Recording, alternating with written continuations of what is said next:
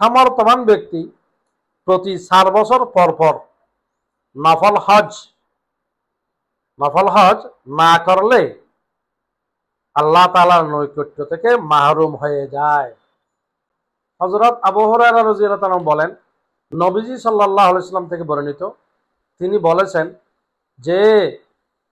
বলেছেন যে আল্লাহ তাআলা বলেন, এমন বান্দা যাকে আমি সুস্থ শরীর দিয়েছি এবং যার জন্য আমি প্রশস্ত জীবিকার ব্যবস্থা করেছি, তার উপর যদি 5টি বছর এমন অবস্থায় অতিবাহিত হয়ে যায় যে সে আমার ঘরে আসলো না, তাহলে অবশ্যই সে আমার নৈকট্য থেকে মাহরুম। মাজমাউজ জাওয়ায়েদ খণ্ড নম্বর 3 পৃষ্ঠা নম্বর 356। এই হাদিসের কারণে উলামায়ে কেরাম বলেন, আল্লাহ তাআলা যাকে তৌফিক দিয়েছেন তার জন্য কমপক্ষে প্রত্যেক 4 বছরে একবার নফল হজ বা উমরার মাধ্যমে বাইতুল্লাহর জিয়ারত করা মুস্তাহাব। আজকের আলোচনা এখানে শেষ। ওয়া আখিরু দাওয়ানা আলহামদুলিল্লাহি রাব্বিল আলামিন।